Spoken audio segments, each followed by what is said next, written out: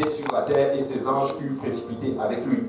Et j'entendis dans le ciel une voix forte qui disait: Maintenant le salut est arrivé, et la puissance et le règne de notre Dieu, et l'autorité de son Christ, car il a été précipité, l'accusateur de nos frères, celui qui les accusait devant notre Dieu jour et nuit. Alléluia. Prions le Seigneur.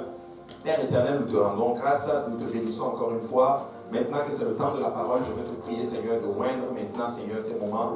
Bénis ta parole, Seigneur Jésus. Je prie, Seigneur, que tu me donnes la grâce, Seigneur, et la puissance, l'onction, Seigneur. Alléluia, l'autorité, Seigneur, et l'amour, que je puisse transmettre ce que tu as mis sur mon cœur aujourd'hui, Seigneur. Que cette parole, Seigneur, Papa, trouve une place dans nos cœurs, qu'elle germe, qu'elle produise des fruits, et que ces fruits nous conduisent dans la vie éternelle, Seigneur. Et je viens contre tout esprit qui ne confesse pas ton nom maintenant. Je le réprime dans le nom de Jésus-Christ. Nous prenons autorité maintenant en ton nom, Seigneur. Dans le nom de Jésus, nous prions. Nous disons tous au nom de Jésus. Au nom de Jésus. Alléluia. Juste avant de vous asseoir, si vous pouvez acclamer le Seigneur.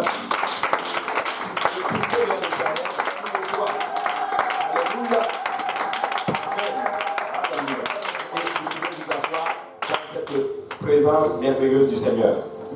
Alléluia. Aujourd'hui, je vais vous enseigner quelque chose que le Seigneur m'avait mis à cœur. J'ai enseigné à l'église de l'Est. Alléluia. Sur comment résister à Satan. Comment résister au diable.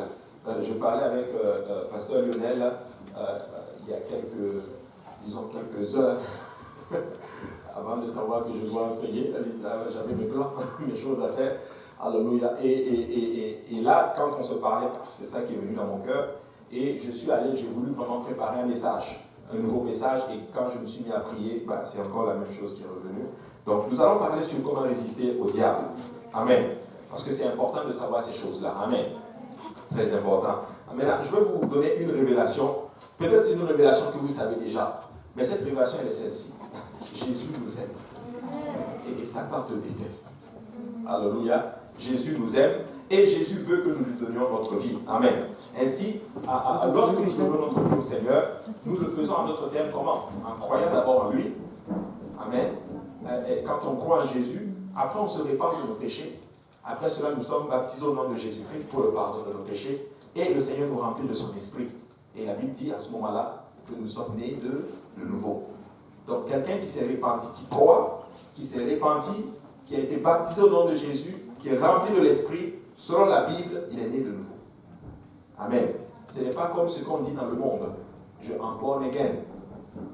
Mais ils n'ont pas suivi ces étapes. Donc pour naître de nouveau, il faut suivre ces étapes-là. La personne, il a cru en Jésus, il s'est repenti, il a été baptisé au nom de Jésus et il a reçu le don du Saint-Esprit et il marche dans la sanctification. Amen. Alléluia. Je ne sais pas si les gens à l'arrière peuvent avoir mon fichier. Non. Alléluia. Mais c'est cela. Nous naissons de nouveau. Mais lorsque nous naissons de nouveau, notre vie doit continuer en d'autres termes à grandir dans le Seigneur. Alléluia. Mais dans cette nouvelle vie que nous entamons avec Jésus, il y a un élément que nous ne devons pas ignorer.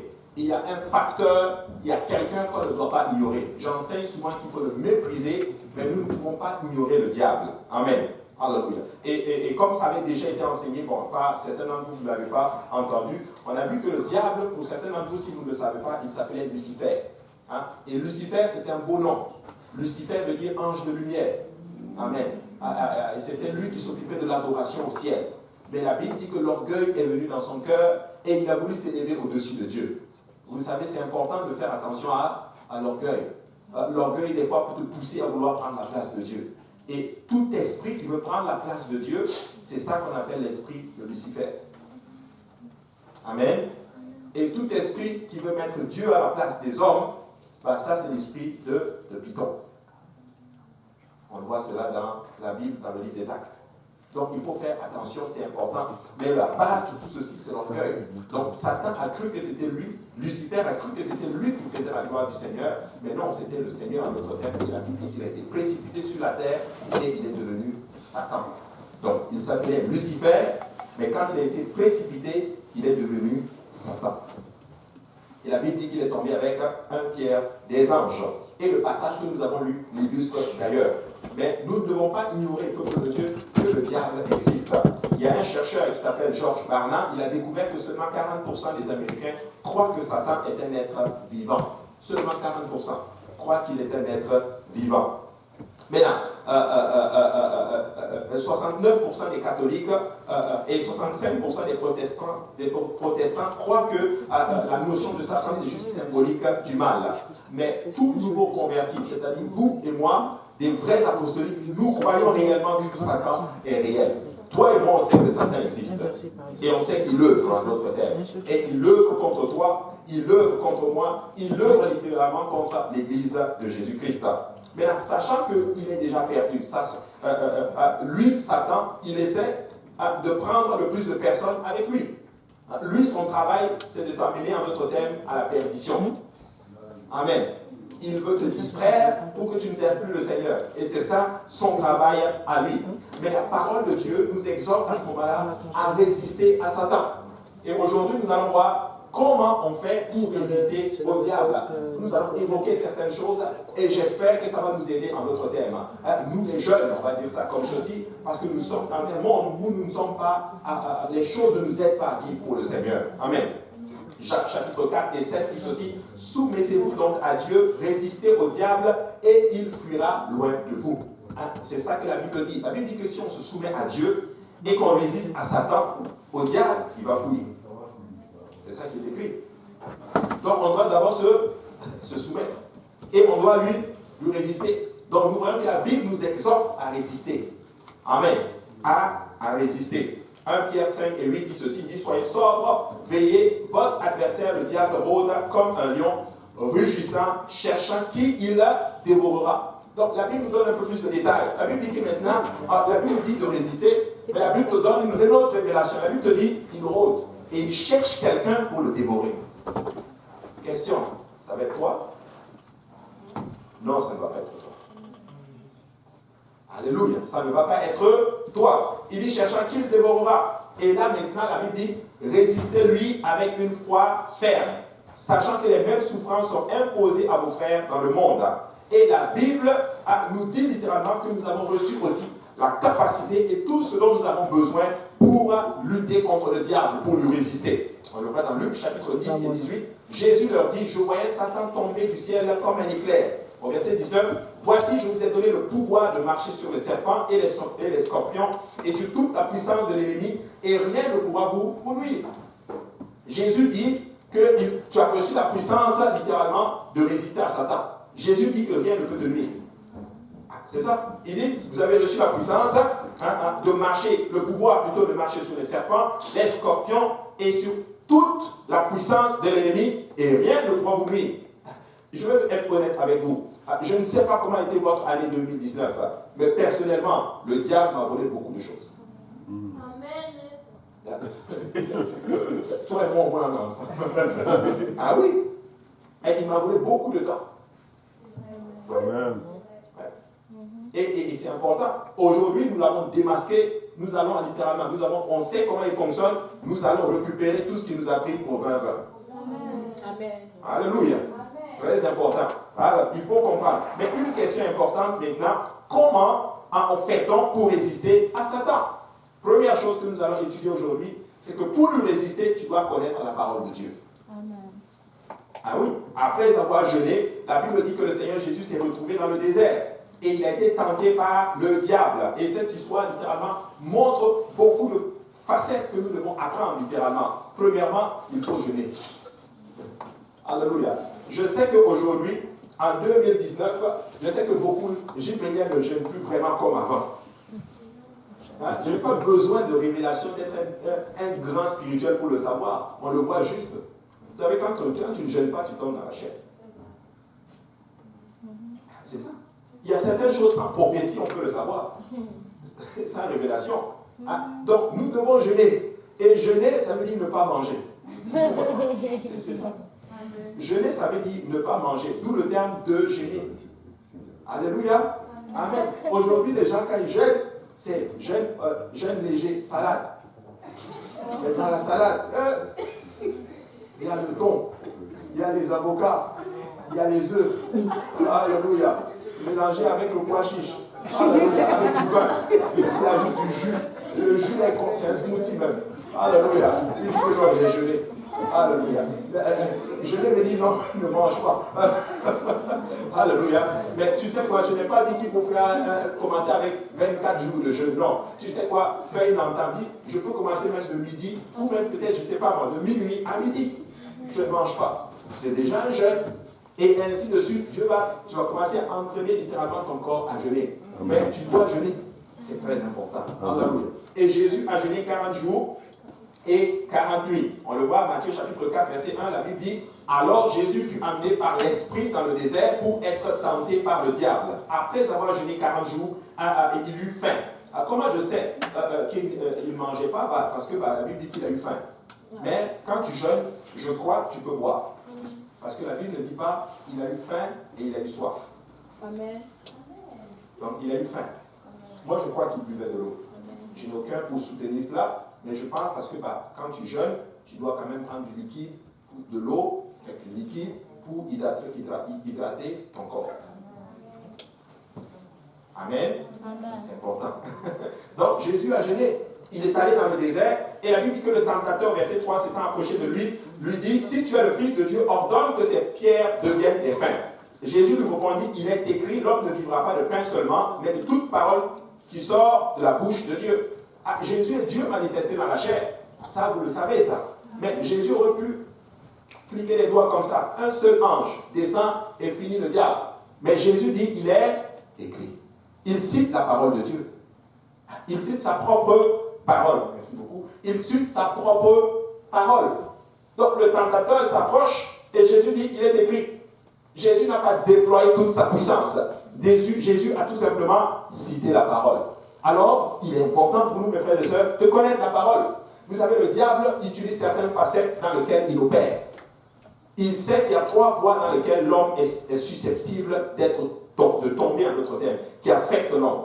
C'est la convoitise de sa chair, c'est-à-dire que ta chair a des besoins, il va opérer là-dedans. Donc Jésus a jeûné, il avait faim. Sa chair a des besoins, le diable va opérer là-dedans. Mais il oublie que Jésus connaissait la parole. Donc, l'enfant de Dieu doit connaître sa parole. Un enfant de Dieu doit lire sa Bible. Alléluia. Et quand tu connais la parole, le diable ne va pas te tenter. Parce que quand il vient pour te tenter, toi tu vas dire comme Jésus, il est écrit. Jésus dit, il est écrit. L'homme ne vivra pas de pain seulement, mais de toute parole qui sort de la bouche, toute parole qui sort de la bouche de Dieu. Jésus est en train de citer un passage qu'on trouve dans le livre de Deutéronome. Deutéronome chapitre 8. Je crois que c'est ça. Il cite la parole, littéralement, pour nous montrer comment on résiste à Satan. Le diable le transporte dans la ville sainte, le plaça sur le haut du temple, au verset 5, et lui dit, si tu es le Fils de Dieu, jette-toi en bas, car il est écrit, il donnera des ordres à ses anges à ton sujet, et ils te porteront sur les mains, de peur que ton pied ne heurte contre une pierre. Il amène Jésus sur le haut de la montagne. Là, maintenant, il va opérer sur une autre facette. C'est ce qu'on appelle l'orgueil de la vie. Jésus aurait pu dire, mais c'est quand même moi Dieu dans la chair. Je peux me jeter. C'est sûr que toute la chorale angélique vont se mettre ensemble pour venir littéralement m'aider. Mais qu'est-ce que Jésus fait? Il cite encore la parole. Jésus dit quoi? Au verset 4, Jésus lui dit, il est aussi écrit, tu ne tenteras point le Seigneur ton Dieu. Dans ce verset, il y a un petit mot qui change toute la donne. C'est le mot aussi. Jésus n'a pas dit il est écrit. Jésus dit il est aussi écrit. Pour dire à Satan, le verset ce que tu as dit se trouve dans le psaume 91. Oui, c'est écrit, mais il est aussi écrit, tu ne tenteras pas l'Éternel ton Dieu. En d'autres termes, Jésus a replacé le psaume 91 dans son contexte, et en d'autres termes, il a apporté la parole qui correspond à la situation. Voici pourquoi vous allez être tentés par le diable.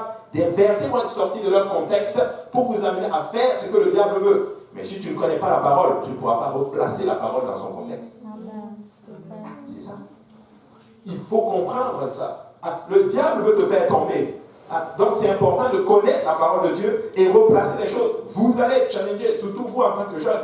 Vous allez être challengé dans vos écoles. Vous allez être challengé partout où vous allez aller. C'est important de lire la parole et de comprendre la parole et de le spécifier encore dans son contexte. Une deuxième fois, Jésus dit, il est écrit. Amen. Au verset 8, le diable le transporta encore sur une montagne très élevée et lui montra tous les royaumes du monde et leur gloire. Et lui dit, je te donnerai toutes ces choses si tu te prosternes et m'adores. Là maintenant, il opère dans ce qu'on appelle la convoitise des yeux. Il va utiliser maintenant ce que l'homme voit, ce que l'homme désire. Et beaucoup, les jeunes sont affectés aussi par ceci. Ce que nous voyons nous affecte beaucoup. Tu vois ton collègue, ton ami a ça, toi aussi tu veux la même chose. Ton ami a un cellulaire, tu veux aussi le cellulaire. Ton ami a ça, toi aussi tu veux la même chose. Écoutez-moi bien, JPDL, vous n'êtes pas comme les autres. Amen. Vous êtes différents. Amen. Dieu vous a suscité pour un temps comme celui-ci. Et votre vie ne ressemble pas aux autres. Donc ne laissez pas la convoitise des yeux, en d'autres termes, ce que vous voyez, vous affecter et vous faire sortir de la volonté du Seigneur. Jésus est Dieu. Jésus a tout ceci. Jésus a fait quoi? Il a encore une fois cité la parole. Et qu'est-ce que Jésus dit? Retire-toi Satan, car il est écrit, tu adoreras le Seigneur ton Dieu et tu lui serviras lui seul. Alléluia. Jésus est en train de nous enseigner ici, là. Il faut citer la parole. Et alors le diable laissa, et voici des anges vinrent auprès de Jésus et le servaient. Jésus dit, on ne sert que Dieu seul. Mais les anges viennent et ils servent Jésus. Donc Jésus est Dieu. Donc 3 fois, Jésus a cité, il est écrit, il est écrit, il est écrit. Pour te dire, mon frère, ma soeur, que si toi aussi tu dis, il est écrit, il est écrit, il est écrit, devine quoi? Satan va te fouiller et les anges vont te servir. Rappelez-vous, les anges sont des esprits au service des enfants de Dieu. C'est les ministres à notre service. Donc, si beaucoup d'entre nous, je veux dire pourquoi, on n'est pas puissant dans le Seigneur, on n'est pas efficace. Nous ne lisons pas la parole de Dieu. C'est ça. Parce que si on se soumet à Dieu et qu'on cite la parole de Dieu, non seulement Satan s'en va, mais les anges viennent nous servir. Donc Jésus était en train littéralement d'enseigner quelque chose. Et quand tu lis la suite du verset, il y a quelque chose que j'aime beaucoup qui sort de là. Il n'était pas dans mon texte, mais si tu peux m'afficher Matthieu 4, 12. Les jeunes aiment beaucoup ça. Regardez, Matthieu 4, 12, il dit, si tu peux nous l'afficher. Ouais, il dit ceci, Jésus ayant...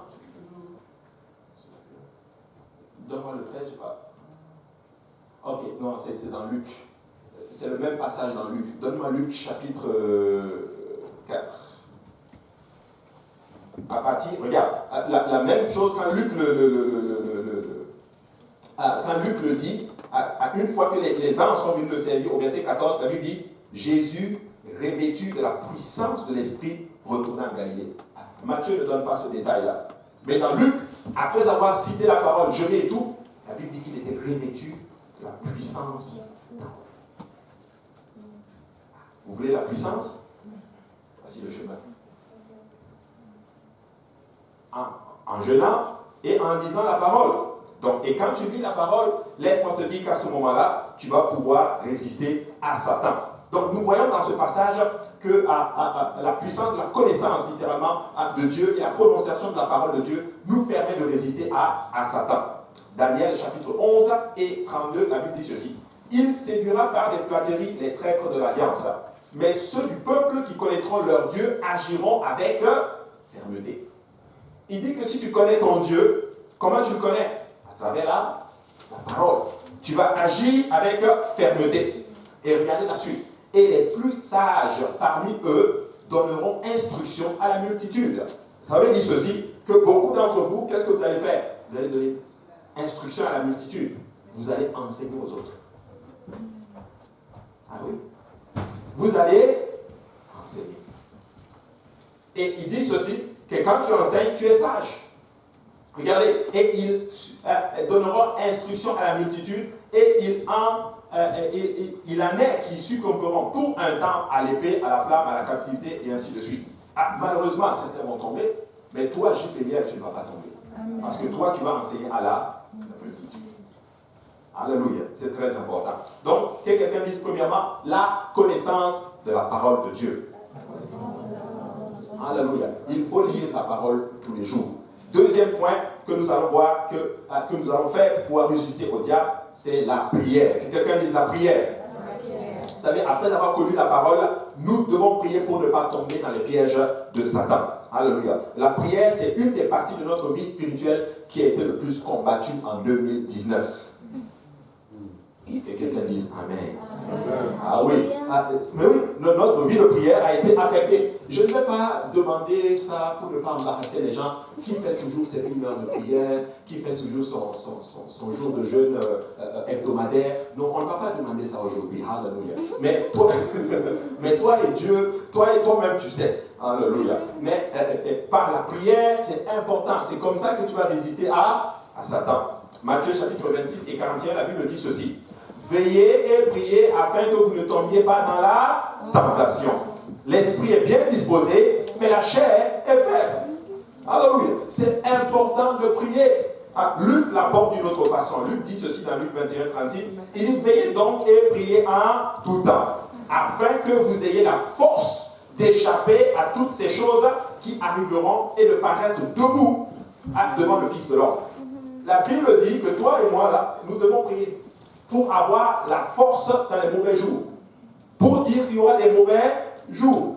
Mais si tu ne pries pas, comment tu vas avoir la force de tenir? C'est pour ça que vous voyez beaucoup d'enfants de Dieu, c'est Christ a dit, qui dépriment. C'est ça. Ils dépriment. Ils ont toujours la tête baissée. Ou ils ont ce qu'on appelle une vie en dents de scie. Ça, il up, down, up, down. Up, down. C'est pas censé être comme ceci.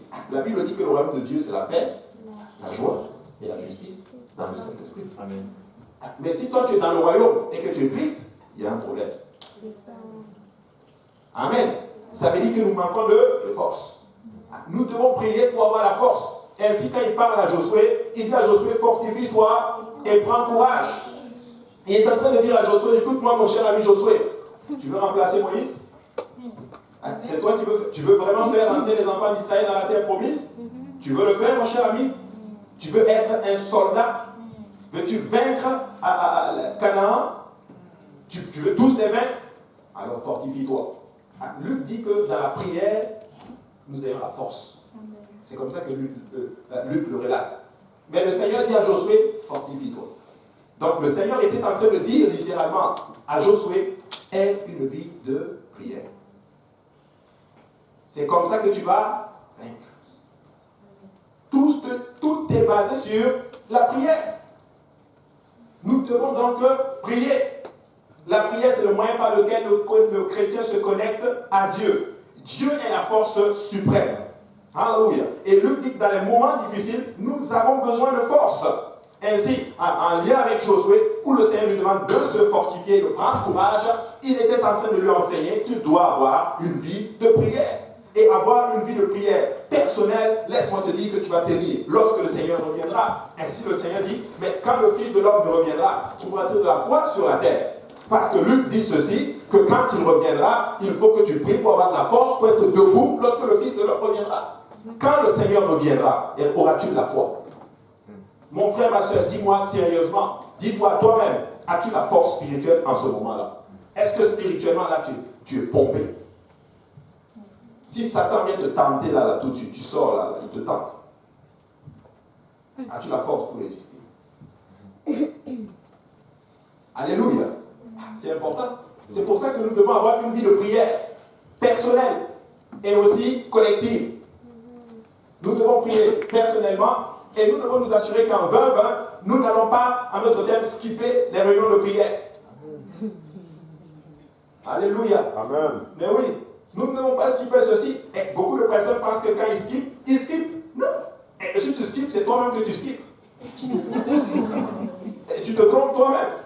Parce que moi, je viens pour avoir de la force dans la vie de prière. Parce que moi, je sais ce qu'il y a dehors. Je sais ce que le diable a contre moi. C'est important, mes frères et sœurs. Il te cherche, alors tu dois avoir une vie de prière. C'est important. 1 Pierre 4 et 7 dit ceci. La fin de toute chose est proche. Soyez donc sages et sobres pour vaquer à la prière. Pierre te dit que tout c'est fini. Peuple de Dieu, écoutez-moi bien. Les choses ne vont pas aller de mieux en mieux.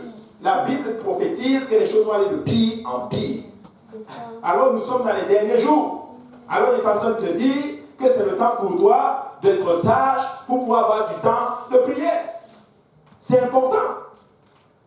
Après, les gens s'étonnent que les choses ne fonctionnent pas comme ils veulent.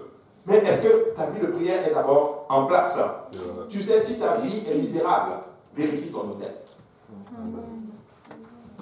C'est ça, c'est ce que Dieu m'a dit. Vérifie l'hôtel. Est-ce que l'hôtel est rétabli? Parce que l'hôtel, lorsque l'hôtel est détruit, Israël était détruit. Mais lorsque l'hôtel est en place, mes frères et sœurs, nous allons être forts dans le Seigneur. Alléluia, important. Il dit avant toute chose, avant tout, ayez pour les uns pour les autres, une ardente charité, car la charité couvre une multitude de péchés. C'est un moyen pour nous aussi de résister au diable. Nous aimer les uns les autres. Alléluia. On est en train de parler des techniques pour résister contre Satan. L'amour que nous avons les uns pour les autres va couvrir nos péchés, va couvrir toutes les accusations du diable. Le diable peut utiliser ton frère contre toi, mais parce que tu l'aimes, ton amour va le couvrir. C'est ça. C'est ça. Excusez-moi de vous dire ça, JPDL, mais notre amour s'est refroidi. Mais oui.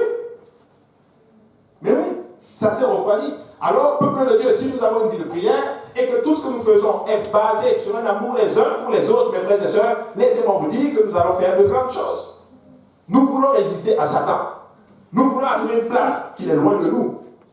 Alléluia, c'est important. Troisième point que nous allons voir pour résister à Satan, que quelqu'un dise troisième point, c'est en ayant une foi ferme. Une foi qui est ferme. Avoir une foi ferme, c'est un combat. Avoir la foi, c'est en fait garder ce qu'on appelle la doctrine. C'est ne pas se faire embobiner par ce que les gens disent dehors. La Bible dit que nous devons faire attention pour ne pas justement perdre ce que nous avons reçu dès le commencement. La foi et la doctrine, c'est important. Tu dois donner une place où la croyance dans la doctrine, tu la gardes. Beaucoup de personnes, qu'est-ce qui s'est passé avec eux? C'est qu'ils prêchaient dans le temps, ils ne le prêchent plus. C'est qu'ils croyaient dans le temps, ils ne croient plus. Amen. Il suffit juste que tu t'assoies devant YouTube, quelqu'un d'autre sort, tu ne le connais même pas, avec une belle philosophie, des mots bien placés, des belles phrases, un certain charisme, paf, il te prend. C'est bon.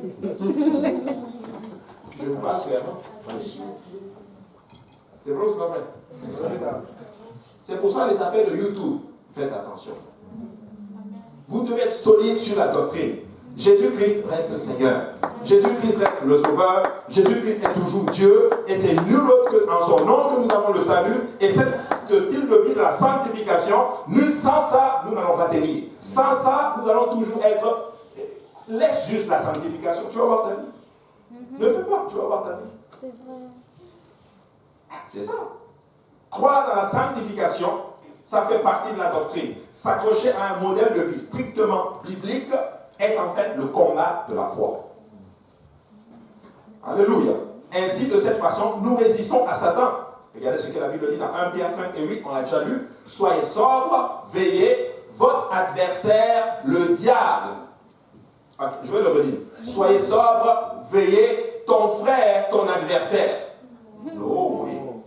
Ton adversaire, votre adversaire, le diable, rôde comme un lion cherchant qui il dévorera. Ton adversaire, c'est le diable. Et il rôde pour trouver quelqu'un. Il est en train de rôder autour de quelqu'un et il cherche la personne qui va donner une faille, qui va ouvrir une porte. Et c'est ce qu'il dit. Il dit ceci, cherchant qu'il dévorera. Et là maintenant, verset 9, il dit, résistez-lui. Comment? Avec une foi ferme. Ça veut dire ceci, résiste. Sois ferme. Quelqu'un vient te dire, ça là c'est n'importe quoi. Tu dis que non, ce n'est pas n'importe quoi. C'est dans la Bible. Ah, la sanctification, tu n'as pas besoin. C'est dans la Bible. Ah, tu n'as même pas besoin. Tu vas trop à l'église, mon ami. Moi, je n'ai même pas été à l'église. Moi, j'ai fait ça, j'ai fait ci. Tu dis, c'est correct. Mais moi, j'y crois. Amen. Ma foi est ferme. Amen. Mais oui. Alors c'est important d'avoir une foi ferme. Très important. Une foi ferme. 1 Corinthiens chapitre 16 et 13 dit ceci, veillez, demeurez fermes dans la foi, soyez des hommes, fortifiez-vous. Il n'est pas en train de dire, demande à ton pasteur de te fortifier, ou demande à ta soeur. Je ne dis pas qu'on ne doit pas se fortifier les uns les autres, mes frères et sœurs. Mais écoutez-moi bien. Je vais vous dire comment moi je pense. Moi je pense aussi. Quand l'aide vient, amen, alléluia. Mais quand ça ne vient pas aussi, je ne m'attends pas à ça. Amen. C'est comme ça que je dis. Amen. Si tu me fortifies, amen. Si tu ne me fortifies pas, moi-même je vais me fortifier. Amen. Parce que David a tellement souffert qu'il a commencé à s'encourager tout seul. Et il y a beaucoup de personnes, quand ils n'ont pas l'encouragement de telle personne, eux ils dépriment. Le Seigneur te dit que toi-même tu dois te fortifier. C'est ça. Fortifie-toi toi-même. Il l'a dit dans Josué. Paul le reprend aux Corinthiens. Paul le dit, soyez des hommes, fortifiez-vous. Encouragez-vous vous-même. Regarde-toi dans le miroir et dis-toi, tu es une servante de l'Éternel. Amen. Tu es créé pour faire de grandes choses. Amen. Tu es une championne, un champion. Apprends à toi-même à t'admirer toi-même. Tombe pas non plus dans ce qu'on appelle le culte de la personnalité non plus là. Mais apprends littéralement à te revoir à travers la parole. Parce que la Bible dit que tu es une créature merveilleuse. Alléluia. Et ainsi, laisse-moi te dire que la dépression, quand ça va venir, ça ne va pas trouver la place chez toi. Parce que Dieu t'a appris, en d'autres termes, à t'aimer tel que tu es. Tu n'empiles pas les autres, tu es content de ce que Dieu a fait dans ta vie. Voici pourquoi les jeunes, beaucoup de personnes, beaucoup de chrétiens, lorsqu'ils arrivent à une place où ils n'ont pas l'attention, ils n'ont pas la reconnaissance, ils n'ont pas telle chose, ils commencent à avoir la tête baissée. Quelle tête baissée? Jésus-Christ t'aime, il a donné sa vie pour toi, fortifie-toi toi-même, et avance dans le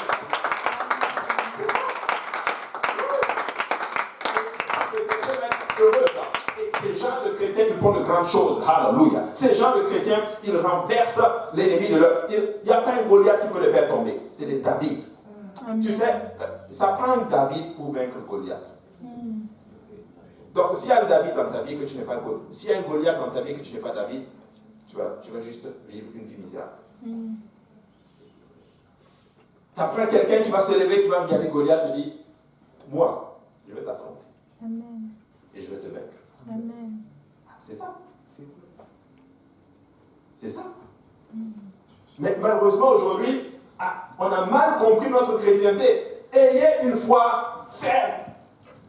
Ayez une foi ferme. Montrez à Satan que je suis sûr de ce que je fais. Amen. Non, je ne doute pas. Amen. Je ne doute pas. Le doute, ce n'est pas de Dieu.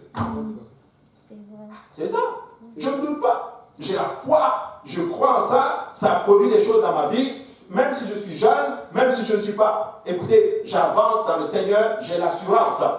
Une fois, je me suis retrouvé, j'ai raconté cela dans le bureau de ma directrice. Elle, à l'époque, était musulmane. Et on parlait. Et elle était contente de savoir que je suis pasteur, que je suis chrétien. Et on parlait, elle me dit, mais moi j'ai rencontré quelqu'un et tout, avant on priait ensemble, il est chrétien, et je priais avec lui. Je dis, c'est bien, gloire à Dieu, le Seigneur. Bon. Et puis tu sais, elle me dit, mais tout ça c'est la même chose. C'est la même chose. Je dis, bon, le Seigneur est bon. Après je dis, mais tu sais, de toute façon c'est le même Dieu. Et là, paf, ça a été quelque chose, ça dit que mon esprit ne pouvait pas accepter ça. Mon esprit était trop baigné littéralement dans Jésus seul est Seigneur. Il n'y a qu'un seul Dieu. Alléluia. Et là, tout d'un coup, et vous savez quoi? Et tout d'un coup, les dons spirituels se sont manifestés. Dieu a donné une parole de sagesse. Et la parole de sagesse est celle-ci. Je l'ai dit ceci. Nous avons le même Créateur, on n'a pas le même Dieu. Je voulais juste digérer un peu. C'est ça? Elle n'a pas compris. Elle a dit, oui, c'est vrai, puis elle a continué. Laisse-moi te dire, mon frère, ma soeur, que quand tu es ferme, alléluia, même dans les moments difficiles, les dons spirituels vont sortir. Les paroles de connaissance vont sortir. Les paroles de sagesse vont sortir. Le problème avec nous, c'est qu'on joue avec Dieu. Et devant l'ennemi, tu n'as pas de force. Tu n'as pas de puissance. C'est ça. Alors, Gifreniel, écoutez-moi bien. C'est le temps pour vous d'assumer votre chrétienté. Amen. Assume-la. Amen. Marche avec fierté. Alléluia. Marche avec fierté et donne envie aux autres de te ressembler. Amen. Les autres ont compris le moyen de te donner envie, toi, de leur ressembler à eux. Non, ils doivent me voir et aimer la vie que moi je mène. Ils doivent me voir, alléluia, et aimer comment ça fonctionne. Alléluia. Alléluia.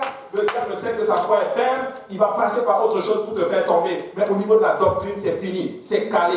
On est dedans. Et appuyé par la parole du Seigneur. C'est coulé, pas dans le béton, mais dans le roc. C'est ça. Alléluia, très important. Hébreux chapitre 10 et 23 dit ceci. Retenons fermement la profession de notre espérance, car celui qui a fait la promesse est fidèle. Il dit de retenir fermement la profession. Quelle est la profession de ta foi? Être apostolique, jupénienne, alléluia, unicitaire, veillant à la sanctification. Si je te dis quelle est la profession de ta foi, peux-tu me le dire? Si quelqu'un te demande dehors, quelle est la foi que tu professes? Ta foi est basée sur quoi? Amen. Une seule foi, un seul Dieu, un seul baptême, une seule foi. Et c'est ça. Mais oui, il faut la propre. Et il dit ceci que nous devons la garder. Amen. C'est ça. Nous devons connaître ce en quoi nous retenons fermement la profession de notre espérance, car celui qui a fait la promesse, il est fidèle. Dieu dit, il est fidèle. Amen. C'est important. Quatrième point, et je vais m'arrêter là aujourd'hui, et peut-être que je vais rester un peu plus longtemps là-dessus, c'est ceci. C'est en développant des standards de sanctification. Des fois, nous devons connaître nos faiblesses. Que tu sois spirituel, pas spirituel, peu importe ton niveau spirituel, je dirais, ça ne veut pas dire que tu n'as pas des faiblesses. Tout homme peut tomber. Tout homme peut tomber. Toute femme peut tomber. C'est ça que je veux t'amener à comprendre. Voilà pourquoi la Bible ne cache pas la faute de ses serviteurs dans la Bible. Abraham a reçu la promesse, celle d'avoir une descendance. La promesse a tardé, mais lui, il a impatienté. Il n'avait pas mis de barrière qui allait l'empêcher de tomber avec Agar. Sa femme arrive, sa femme dit, chérie, la promesse nous a été donnée depuis des années. L'enfant n'est pas là. Mais apparemment, ton Dieu a oublié que moi, je suis stérile. Moi, là, elle. Mais toi, tu as avancé en âge. Donc, nous ne pouvons pas avoir d'enfant. Chérie, va voir Agar. On va aider Dieu à accomplir sa promesse. Et Abraham, probablement, s'est dit, c'est vrai, c'est la femme de ma vie. C'est la chair de ma chair, c'est ma côte. C'est celle. Dieu a dit qu'il n'est pas bon que l'homme soit seul. C'est vrai, tu as une révélation, Sarah. Je vais aller vers Agar. Il développe sa théorie. Tu sais, des fois, quand tu veux faire ce que Dieu ne veut pas, tu es spécialiste pour trouver les choses. Et il est allé voir Agar. L'une des plus grosses erreurs de sa vie. Il a engendré quelque chose qu'il ne pouvait pas effacer. Il a engendré Ismaël. Ismaël est le père des Arabes. Isaac est le père des Juifs. Les deux nations ne s'entendent pas jusqu'à aujourd'hui. Une décision. Il devait mettre des barrières. Il devait arriver à une place où ils sont tellement convaincus sur la parole, il a succombé, en d'autres termes, à la suggestion de son épouse. Et malheureusement, il est tombé. Il a commis une grosse erreur. Qu'est-ce que je suis en train de dire? C'est ceci. Dieu lui-même sait que tu as des faiblesses. Ce que je vais t'enseigner, c'est que Dieu va t'amener à une place où des standards de sanctification de la Bible, ça c'est non négociable. Tu dois les appliquer. Mais à toi spécifiquement, Dieu va te dire, mon fils, tu as tel problème. Je sais que tu as tel problème. Toi aussi, tu sais que tu as tel problème. Je veux que tu prennes telle mesure pour littéralement que le diable ne passe pas pour t'avoir par cette faiblesse-là. Tu dois développer ton standard de sanctification. Et ce standard de sanctification, tu ne vas pas l'imposer aux autres. Amen. Très important. Si toi, ton problème, par exemple, c'est le chocolat, Dieu va te dire, je ne veux pas que tu touches au chocolat. N'arrive pas avec ta doctrine, dit qu'on ne mange pas le chocolat. Un chrétien ne mange pas le chocolat. Alléluia. C'est ta sanctification, c'est ton standard personnel. Ainsi, tu dois connaître ton problème. Et quand tu connais ton problème et que tu passes du temps avec Dieu, Dieu va te dire, mon fils, voici ton problème. Dieu a dit avec moi avec certaines choses. Je vais être honnête avec vous. Moi, je joue au Monopoly beaucoup. Amen. Avec les frères. Mais j'ai remarqué quelque chose. Que même étant rempli de l'esprit, chrétien, étant tous les jours à l'église à l'époque, lisant la Bible, jeûnant une journée par semaine, 3 jours avec l'aide du Seigneur tous les mois, ça arrivait que je m'énervais quand même. Dieu m'a dit, fils, toi tu ne joues pas au Monopoly. Parce que j'ai vu Monopoly où les gens s'énervent. Et là, on n'est plus chrétien. Tu te dis, mais attends, c'est des païens, c'est des non-païens, c'est des babyloniens, c'est des quoi? On ne sait plus. Tu dois connaître ta faiblesse. Si tu as un problème de colère, commence à le traiter et à mettre des barrières, des standards de sanctification pour ne pas tomber dans la colère. Parce que la colère peut te pousser à faire de ces choses. Moïse a cassé les tables de la loi sous la puissance de la colère. Comment vous pouvez comprendre ça? L'homme qui a vu la main puissante de Dieu écrit ces tables. Il tenait avec lui la parole de Dieu. Et sous la colère, il les a brisées. C'est ça. Beaucoup de personnes ont des faiblesses. Et tu sais c'est quoi ton problème. Mais tu ne prends pas les mesures pour. Moi, je n'ai jamais compris ça. Tu sais qu'en allant là, ici, tu vas tomber. Pourquoi tu vas là? Mais oui, va pas là en disant non, je vais résister. On résiste des fois en fouillant. C'est ça. C'est ça. Yes. Et je vais vous montrer quelque chose. J'en ai parlé littéralement quand j'ai enseigné à l'église. Regardez, quand tu prends Abraham, eux, ils avaient un problème. Eux, ils aimaient les femmes de belle figure. Et je peux vous le prouver. On a fait l'exercice la dernière fois. Alléluia. Regardez. Il eut une famine, dans Genèse 12, 10, il eut une famine dans le pays et Abraham descendit en Égypte pour y séjourner, car la famine était grande dans le pays. Comme ils étaient prêts d'entrer en Égypte, il dit à Saraï, sa femme, voici, je sais que tu es une femme belle de figure. Donc, la Bible dit que Saraï, elle était belle de figure. Dans un endroit, c'est écrit qu'elle était fort belle. C'était une belle dame. Alléluia. Pourtant, elle était vraiment avancée en âge, mais elle était très belle. On voit son fils Isaac, qui va épouser, Rebecca apprend ça, qui va épouser Rebecca. Hein? Regardez ce que la Bible dit de Rebecca. C'est au Genèse 24, 16, c'était une jeune fille très belle de figure.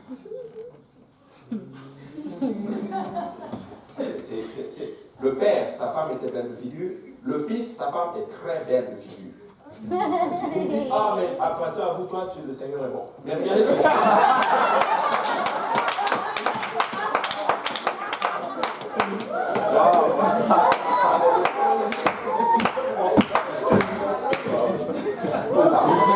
Attends, je parle ou je ne parle pas?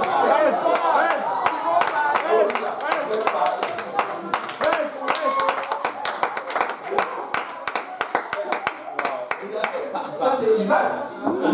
Mais regardez ce qu'il dit de Jacob. Genèse chapitre 29, verset 17. Léa avait les yeux délicats, mais Rachel était belle de taille et belle de figure. Et regardez, Jacob aimait Rachel. Il dit, je te servirai 7 ans pour Rachel, ta fille cadette. Elle était belle de figure. Il y avait taille et puis il y a figure aussi. C'est grand, quand tu es figure belle, donc tu peux les faire tomber. Vous dites, le pasteur Abou, c'est bizarre, le père, le fils, le petit-fils. Mais saute plus loin, va vers David qui est descendant d'eux là. Regarde ce que la Bible dit dans 1 Samuel chapitre 25, 3. Le nom de cet homme était Nabal. Sa femme s'appelait Abigail. C'était une femme de bon sens et belle de figure. David a épousé Abigail. Mais là, ce n'est pas là le point. Le point, c'est ceci. 2 Samuel 11, 2. Un soir, David se leva de sa couche et comme il se promenait sur le toit de la maison royale, il aperçut de là une femme qui se baignait et qui était très belle de figure. Et c'est elle qui va le faire tomber. Le point que je vais t'enseigner, c'est ceci. il y a des choses que tu hérites, que tu le veux ou pas, de la famille.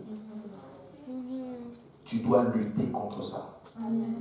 Tu dois traiter le problème. C'est ça. Il y a des familles, que tu le veux ou pas, le père est colérique. Ça se réjaillit sur les enfants. Et ça développe des enfants tellement colériques. Quand tu deviens enfant de Dieu, il ne va pas enlever ça comme ça. Parce que c'est là.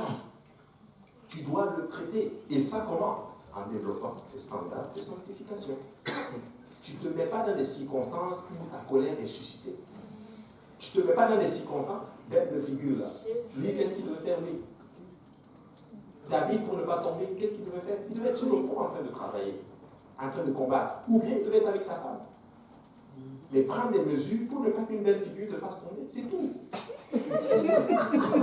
C'est aussi simple que ça. Ce que je veux vous enseigner, que cette affaire de « Ah non, moi je suis solide, j'ai rentré ici, je... » Oublie ça. Même 50 jours de jeûne, Satan vient et si tu ne fais pas attention, tu tombes. Amen. C'est ça. Donc les affaires de texto entre vous jusqu'à 4h du matin, ça ne sert à rien.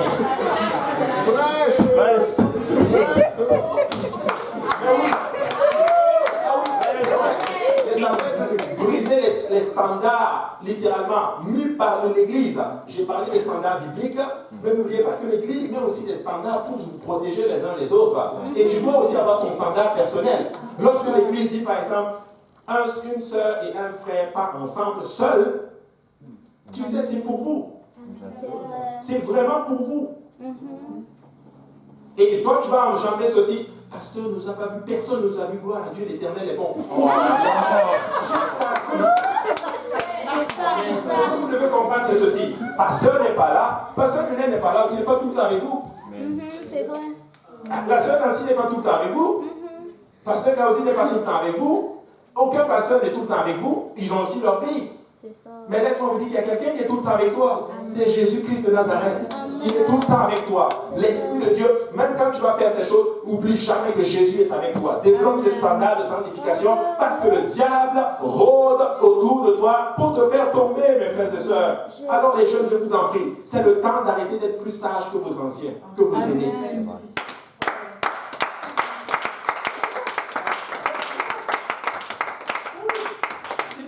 Nous allons juste tomber, et je vais vous parler d'un monsieur aussi, qui avait un problème de colère. C'est Moïse. La Bible dit qu'il était l'homme le plus patient qu'il y avait sur la face de la terre. C'est biblique ou pas? C'est la Bible. Mais il avait un problème. Comment je sais qu'il avait un problème et que c'était de la famille? Il est de quelle tribu? Lévi. Savez-vous ce que Lévi a fait? Il a tué quelqu'un sous la colère. Je peux vous le prouver. Genèse chapitre 49, verset 5. Quand leur père prophétise sur eux, voici ce qu'il dit. Siméon et Lévi sont frères. Leurs glaives sont des instruments de violence. Que mon âme n'entre point dans leur conciliabule. Que mon esprit ne s'unisse point à leur assemblée.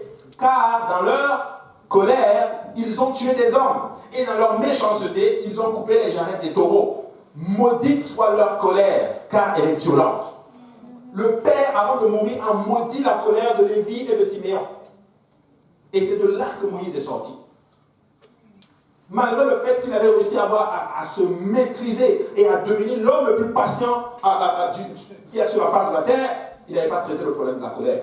La colère a été suscitée à un moment donné. La Bible déclare, le Seigneur lui dit, par le rocher, sous la colère, il frappe le rocher. Dieu dit, toi, tu n'entres pas dans le royaume. Enfin, dans la terre promise, je le dis. C'est ça. Quel est ton problème? Quel est ton problème? Est-ce la pornographie? On va se parler clairement. Casse-moi l'ordinateur. Coupe l'Internet. Traite le problème à la source. Ça ne sert à rien de traiter le problème en surface. Ça va revenir. Pasteur, priez pour moi, je suis encore tombé. On prie pour toi. Tu pars, l'ordinateur est encore là. Mais oui, c'est vrai ce que je vous dis. Lorsque tu entres seul dans la chambre avec l'ordinateur, quelle voix vas-tu entendre? Encore essaie, encore une fois. Tu vas voir, tu es juste comme ça. Tu es juste, c'est juste toi. Dieu t'accepte tel que tu es. Non, ce n'est pas toi ça. Ça, c'est le diable qui est en train de te parler, mon frère, ma soeur. Arrête ces affaires. Coupe l'ordinateur, littéralement. Fais-toi une thérapie. Même pour couper un drogué, pour le désintoxiquer, là, on le met dans un endroit en quarantaine carrément. On le coupe pour que l'envie sorte. Mais c'est la même chose. Le diable va opérer dans vos faiblesses. C'est ça. C'est ça. C'est ça la vérité. Mais le problème, les enfants de Dieu, non, plus jamais. On ne fait plus ça. Quand on dit venez à l'église, c'est pas juste parce qu'on veut juste avoir le plaisir d'avoir des gens. Non. Non. C'est pour que vous entendez la bonne parole qui va changer vos vies, qui va travailler sur votre âme. Amen. C'est ça. Oh, mais moi je ne veux pas aller à JPNL. Moi je ne veux pas aller à JPNL. Tu es en train de te tromper toi-même. Mais oui. Tu te trompes toi-même. Et beaucoup de personnes, ils bafouent maintenant les enseignements. Tout ce que tu dis, c'est le contraire qu'ils vont aller faire. Moi, j'ai compris un principe maintenant. Moi, là, j'enseigne seulement. Je vous dis, j'enseigne. Ce que je veux, si tu ne fais pas, si tu veux faire, si tu ne fais pas, moi, je vais faire. Parce que moi, je sais une chose. Le diable, lui, s'il me gagne, là, il ne me rate pas. C'est vrai. C'est ça. C'est ça. C'est pour ça que je ne suis plus frustré.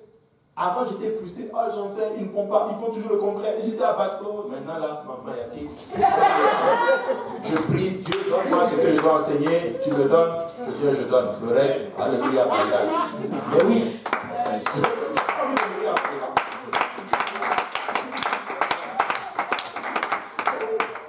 J'ai vu mes cheveux sont en train de tomber. J'ai dit non.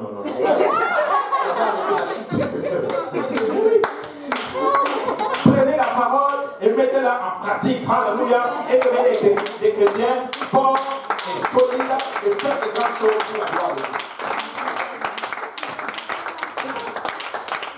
C'est ça. Parce que les gens n'appliquent plus les enseignements.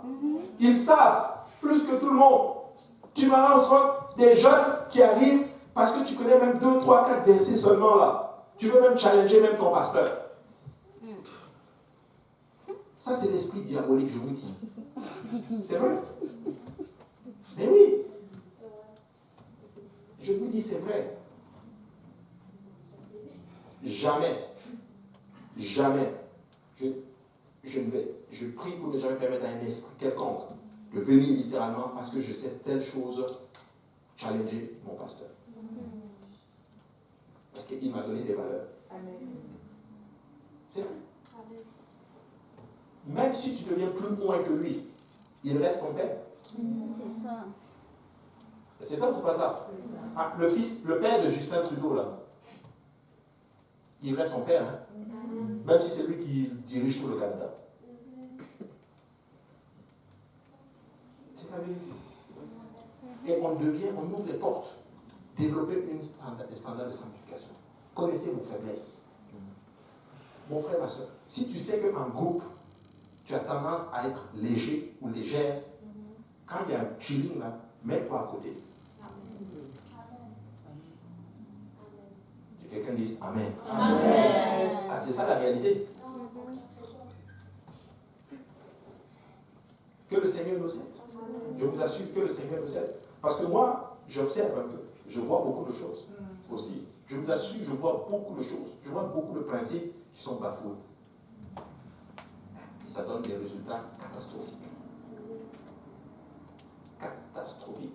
Je vais vous raconter un témoignage. C'est déjà arrivé dans une église où 2 hommes étaient fiancés. Enfin, pas 2 hommes, pardon. Un homme et une femme.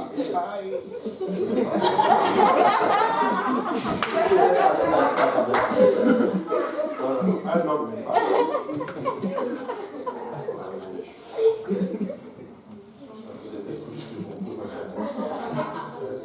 Un homme et une femme. Un homme et une femme étaient fiancés. Okay? Et le problème, c'est ceci. Ils ont commencé, en d'autres termes, tout le monde était en accord avec eux. Vous savez, moi je sais souvent reconnaître la main de Dieu des fois. Et il dit que quand il approuve les voies d'un homme, il dispose même en sa faveur, même ses ennemis. Des fois, il y a certaines choses, tu vois que tout le corps, toute l'église, tout le monde est en accord. À commencer de l'homme de Dieu jusqu'à tout le corps, tout le monde est en accord. Et c'était le cas. Ils ont commencé leur relation, ils ont commencé à être proches. Ils ont commencé à se prendre dans les bras. Bisous.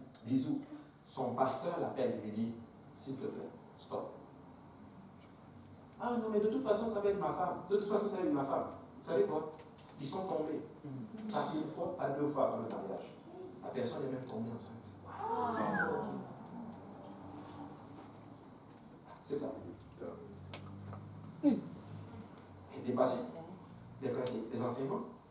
Son pasteur vient me voir. Arrête. Arrête. Et quand c'est arrivé, j'ai reconnu ce qui s'est passé dans la Bible. L'aversion est entrée. Parce que la fille ne voulait plus épouser le père. La fille a même dit ceci.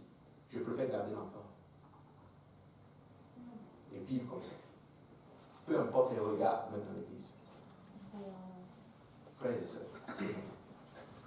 ce n'est pas un jeu. Le diable veut vraiment vous détruire. C'est vrai. C'est ça. Quand on dit mettez ça en pratique, pas en pratique. Marchez dans la sanctification. Quand tu marches dans la sanctification dans le bon, ça donne des bénédictions.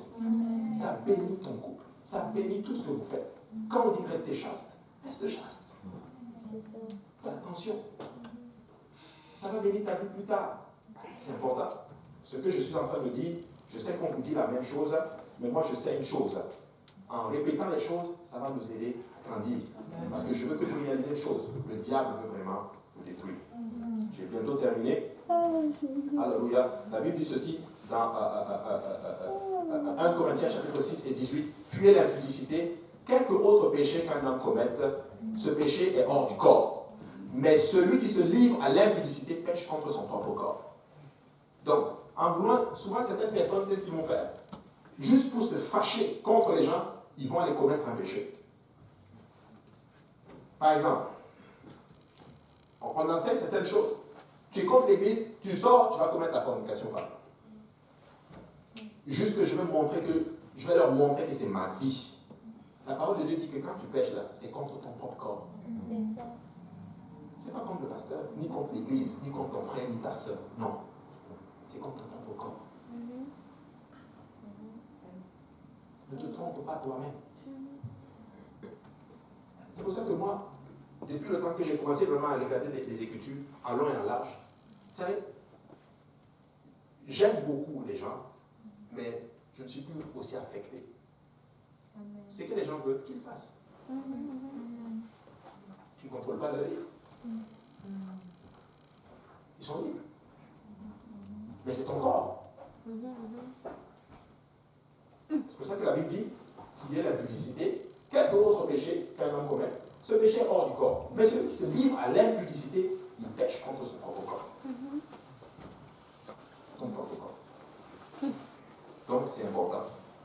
Jacques 4 et 7 dit ceci, soumettez-vous donc à Dieu, résistez au diable, et il jugera contre vous. Soumets-toi, résiste à Dieu, au diable, il va fouiller. Il va fouiller. C'est important. On va conclure avec ceci, levons-nous tous ensemble. Alléluia. On va lire 2 Thessaloniciens, chapitre 3, verset 3. La Bible dit ceci, le Seigneur est fidèle. Il vous affermira et vous préservera du malin. Le Seigneur dit, la Bible dit que le Seigneur est fidèle. Il dit ceci, il vous affermira et il vous préservera du malin. C'est une promesse. Vrai ou faux? Donc, tant aussi longtemps que toi tu marches dans la sanctification, Dieu dit qu'il va te préserver. Il va te préserver de qui? Du malin, de Satan. Mais si tu veux jouer ou montrer que tu sais plus, alléluia. Luc 21 et 13 dit ceci, cela vous arrivera pour que vous serviez de témoignage. Mettez-vous donc dans l'esprit de ne pas préméditer votre défense, car je vous donnerai une bouche et une sagesse à laquelle tous vos adversaires ne pourront résister ou contredire. Il est en train de dire spécifiquement, toi juste, quand on dit résister, c'est vivre selon la parole de Dieu. Selon les principes. Il dit prie, prie. Il dit n'abandonne pas ton assemblée, n'abandonne pas ton assemblée. Il dit étudie la parole, étudie la parole. Il dit marche de telle façon, marche de telle façon. Ta chrétienté va être meilleure. Alléluia. La chrétienté va être meilleure. Soyez des chrétiens heureux, joyeux, marchant de victoire en victoire, de gloire en gloire. C'est ça. Parce que je me suis posé beaucoup de questions ces derniers temps. Je dis pourquoi, ayant la chrétienté comme style de vie, pourquoi certains ils ont une vie chrétienne misérable? Je vais être honnête avec vous. Tu regardes souvent des chrétiens, tu n'as pas envie de leur ressembler. Soyons frères. Ce que je dis là, c'est frère, c'est des constatations. Eh oui. Mais tu vois, les chrétiens, ils sont heureux. Ils marchent dans la gloire, dans la victoire de Jésus. Ils sont heureux. Ils ne stressent pas. Ils marchent dans l'autorité de Christ. Ils disent au nom de Jésus, tu sens que le démon part. Et nous n'avons qu'une autorité. Pourquoi? Parce que tout simplement, nous ne mettons pas ces choses en pratique. Alléluia. Regardez ce qu'il dit encore, le dernier verset qu'on va prendre. 1 Pierre 5, 10 dit ceci. Le Dieu de toute grâce, qui vous a appelé en Jésus-Christ à sa gloire éternelle, après que vous aurez souffert un peu de temps, vous perfectionnera lui-même. Mais comment il te perfectionne? Avec la parole. Avec la parole de Dieu. Et il dit ceci, lui-même vous affermira, vous fortifiera et vous rendra inébranlable. Ça veut dire quoi inébranlable? Il va faire de telle sorte que tu ne pourras pas tomber. Alléluia. Aussi simple que ça. Cet enseignement-là, elle est simple, mais je vous assure, je suis pleinement convaincu qu'elle est très profonde. Mettez juste en pratique les enseignements. Amen. Tu as un problème avec quelque chose, tu n'as même pas besoin de venir me dire. Écoutez-moi bien. Tout là, je vous donne cette révélation, j'ai compris ça. Tout n'est pas une question de prière. Certaines choses, c'est juste changer de comportement. Changer d'habitude. Aussi simple que ça. Et si tu changes, et tu vas voir la gloire et la victoire. Alléluia. Parce que moi, en 2020, en 2020, moi, j'ai décidé de marcher à la victoire.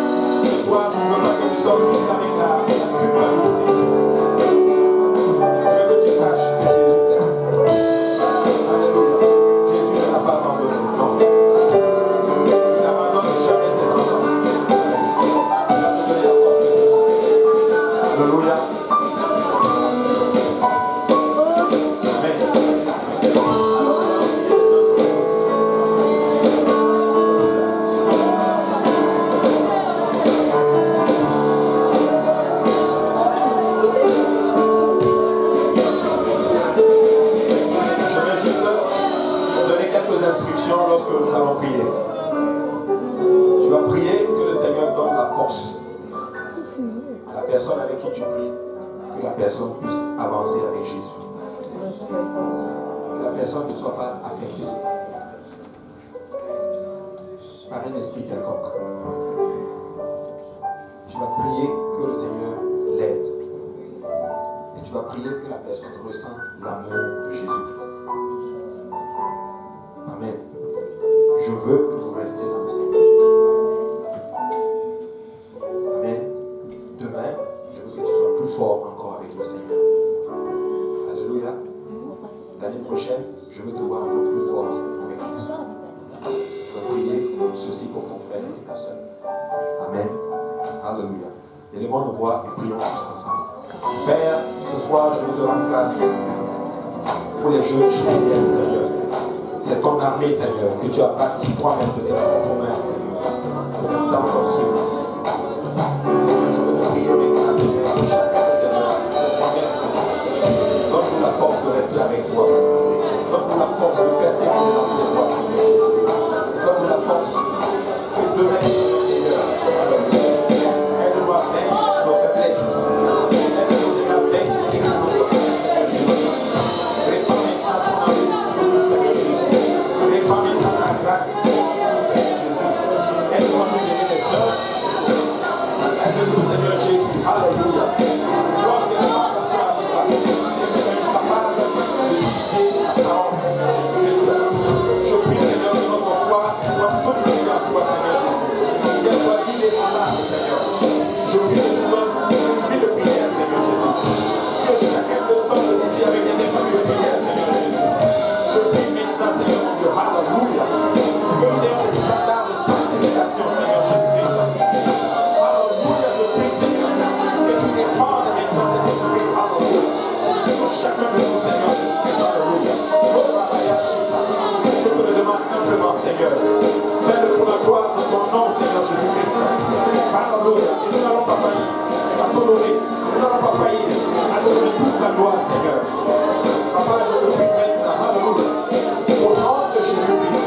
Au nom de Jésus-Christ, j'ai prié, Seigneur. Que cela soit fait. Alléluia. Au ciel et sur cette terre, Seigneur. Dans le nom de Jésus-Christ. Amen. Alléluia. Merci, Seigneur. Alléluia. Acclamons le Seigneur encore une fois. Alléluia. Vous serez à l'Éternel des cris de joie. De victoire.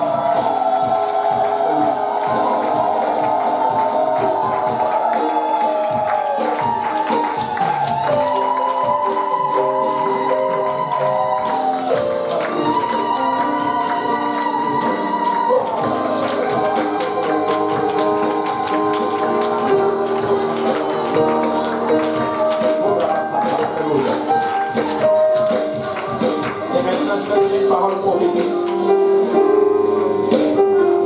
Je vais prophétiser sur Jules. Alléluia. Luc chapitre 10 et 19. Voici, je vous ai donné le pouvoir de marcher sur les serpents et les scorpions et sur toute la puissance de l'ennemi. Et rien ne pourra vous nuire, j'y peux bien.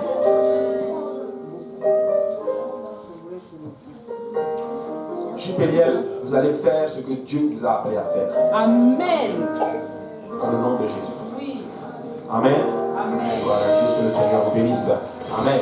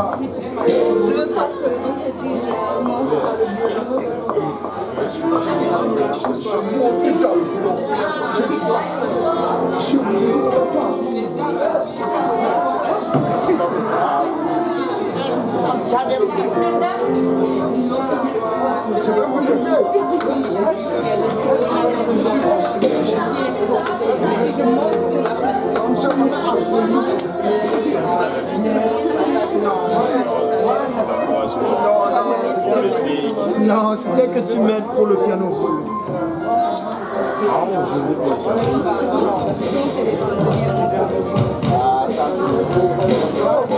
C'est la vérité.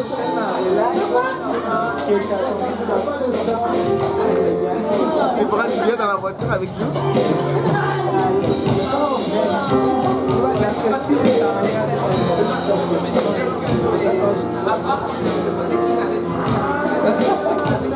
Révélation?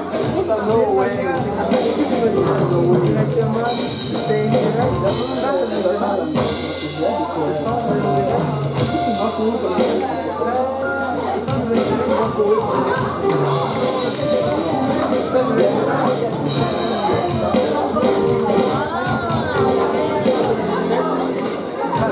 Ça s'en fait, hein?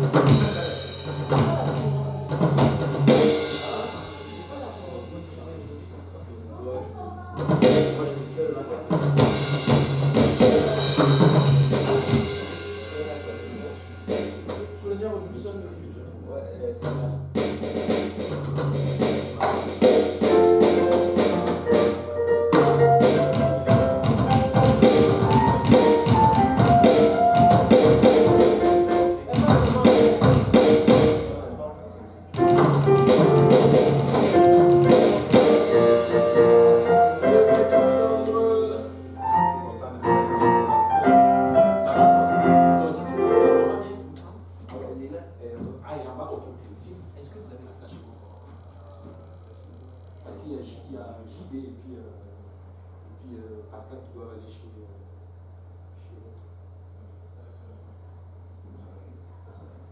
Chez frère.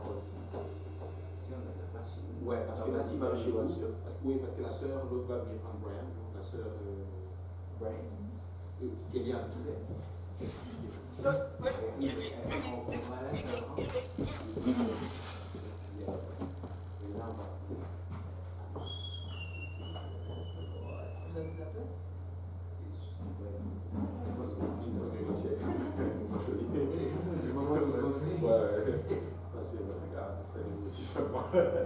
Que le Seigneur te bénisse.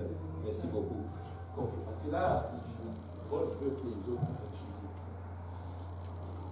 je vais rentrer chez moi parce que moi, je dois passer leur temps.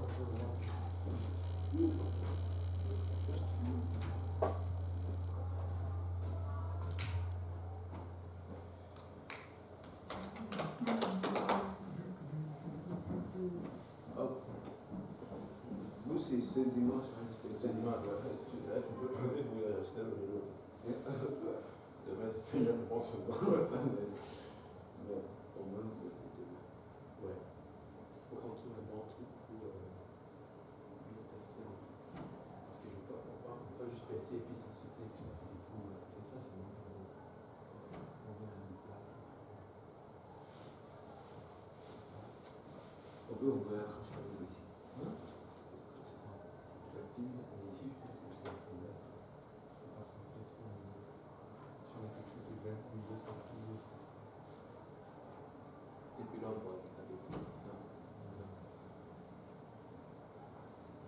ici. Oui. On souhaite bonne fête à ouais, celle qui était nouvelle. Pas nouvelle, mais elle vient rare. Mais je sais pas. Ok. Je sais pas c'est quoi son nom. Ok. Bah, le Seigneur est bon. Amen. Toujours. Allez. Dites bonjour à toute la famille pour voir. Je n'y manquerai pas encore. C'est toujours, hein. Amen. Et toi, la prochaine fois, je m'habille en Christ. voilà, parce que tu ouvres le service. Salut. Au revoir. J'essaie de regarder ta maman. Au revoir. Le berger était en fait.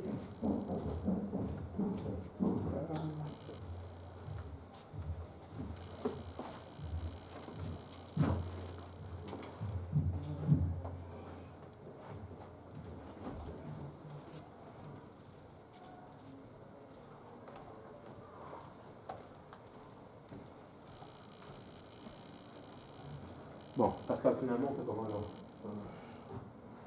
Tu veux qu'au moins je t'amène chez vous? Ouais, c'est ça. Moi là, je pars à l'école. Ouais, parce que lui, il est mal pris là. Il est mal pris? Ouais. Il est où là? Là, il dit qu'il doit faire des courses pour le déjeuner de demain. Il faudrait nécessairement que voilà.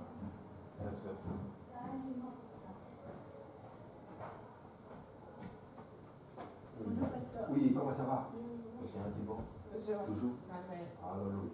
Il y a qui d'autre? Jean Bruno, ouais, mais lui, il est rentré avec lui là, assez arrosement. C'est très long. Genre, je parle avec lui. Il n'est pas décidé. Ok, bon, regarde. Il y a juste vous deux qui partez là-bas? Oui, et ensuite le frère Valérie. Lui, il est où? Valérie, lui, il a une voiture. Lui, il a une voiture. Laisse-moi l'appeler un peu. Tu as ton numéro? Oui. Mais là, moi, je vais enlever. Ah, Valérie,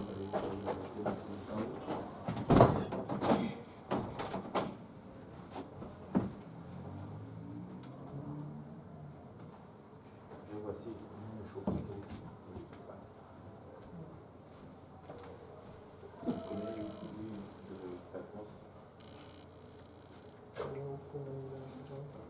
Paul? Pour l'Apocalypse. Paul? Jean. C'est Jean ou Paul? Non, mais Paul, il était sur l'Apocalypse. Là, c'est pas celui qui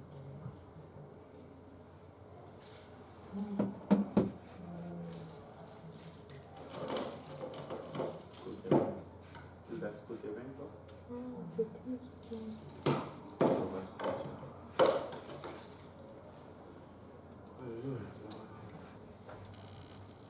Vous tombez sur son répondeur, c'est ça? Je vais essayer de le rappeler. Ça, toi aussi, hein? Ouais. Ok, là, je suis bon. Ouais. Là, Ça sonne? ça sonne un peu. On va reprendre vite, pardon. Allez, quand il y en a, vas-y, on tombe.